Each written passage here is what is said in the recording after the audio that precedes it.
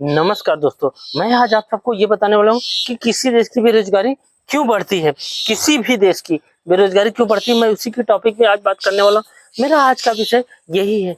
आप देखेंगे कि हर साल हमारे देश में लाखों व्यक्ति पढ़े लिखे जो इंजीनियर या डॉक्टर और विभागों में वो निकलते हैं, लेकिन ये होता है कि सब लोगों को निजीकरण या सरकारी नौकरी संस्थाओं में उनको सब लोगों को रोजगार नहीं मिलता है। जो लोग बच जाते हैं उन्हें हम बेरोजगार कहते हैं।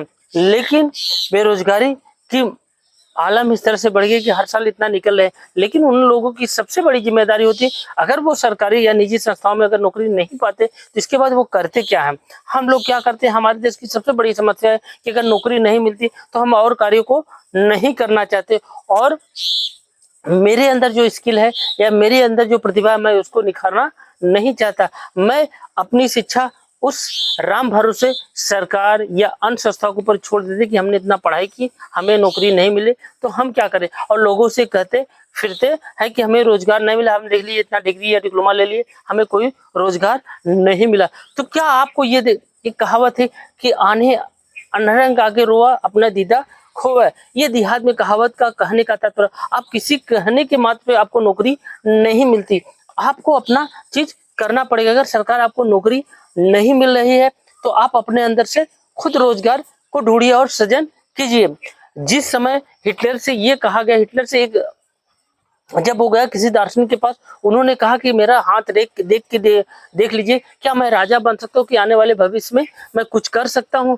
तो जोशी ने कहा कि आपके अंदर ये एक रेखा नहीं है, इसी कारण आप राजा या बड़ा आदमी नहीं बन सकते। तो हिटलर ने क्या किया, एक चाकू उठाया और सीधा ऐसे लकीर को खींच दिया। तो उन्होंने कहना कि मैं अपनी किस्मत खुद लिखूंगा। तो आप सोच लीजिए उन्होंने क्या लिखा है, आज हर पूरी दुनिया उसको जानती है। तो आप उस तरह से बनिए। अगर आपको सरकार या निजी संस्था या सरकारी संस्थाएं अगर नौकरी नहीं दे रही है तो आपके अंदर जो प्रतिभा है आप उसको निखारिए, आप उसके तहत रोजगार को ढूंढिए कि मैं अगर सरकार या निजीकरण अगर नौकरी नहीं देती है तो मैं ऐसा नौकरी करूंगा कि मैं आज जो नौकरी के लिए दर दर की ठोकरें खा, कल मैं खुद नौकरी देने के लिए लोगों को लाइन लगवाऊंगा, आप खुद मैं रोजगार दूंगा। आप ऐसे कार्य को करिए, आप देखेंगे ऐसे आपको बंदे अनेक मिल जाएंगे जिन्होंने पढ़ाई की, पढ़ाई के साथ साथ अपने जो स्किल है उसको डेवलपमेंट किया और उसके तहत काफी लोगों को रोजगार दिया। उन्होंने ऐसा क्यों किया, क्योंकि उन्होंने एक अलग सिस्टम बनाई, एक अलग दुनिया बनाई। तो आपको भी एक अलग सिस्टम, अलग दुनिया बनाना होगा, क्योंकि जो निजी संस्थाएं होती है उसमें क्या होता है, कुछ समय के लिए आप संघर्ष कर लेते हैं तो आपकी जो आने वाली पीढ़ियां है वो उस चीज के लिए मोहताज नहीं होगा। जैसे हम अगर कुछ पैसे के लिए इस समय मोहताजी की दर दर की ठोकरें खा रहे हैं, लेकिन हमने कुछ मेहनत कर लिया, हमारे अंदर जो कला थी, हमारी जो प्रतिभा थी, हम उसको समाज में या समाज को दिखा दिया, समाज को परोस दिया, अगर उसको पसंद आ गया तो आप सोच लीजिए आपका जो कारवा था, जो रुका था, वो चलना शुरू हो गया। तो कारवा आपका चलना शुरू हो गया तो इससे क्या हुआ, आपका परिवार तो चलता गया, उसके साथ साथ आपने क्या किया, और लोगों के साथ जोड़ दिया और लोगों को आप रोजगार दे दिए। एक तो आपने क्या किया कि आप जो सरकार पे डिपेंड है कि सरकार हमें नौकरी देगी, आप उससे हट गए, इसके बाद अपना कारवा चला दिए, इसके साथ साथ आप कुछ लोगों को और रोजगार दिए। तो इससे बड़ा देश की सेवा क्या आप कर सकते हैं, या किसी मातृभूमि का कर्ज आप कैसे नहीं उतार सकते, क्योंकि आपने एक तो खुद देश के ऊपर बोझ नहीं बना और दूसरों को भी बोझ नहीं बनने दिया। यही हमारा और आपका कर्तव्य होना चाहिए कि हम अपने देश को कैसे अग्रणी राज्यों में, अग्रणी देशों में हम पहुंचा सके।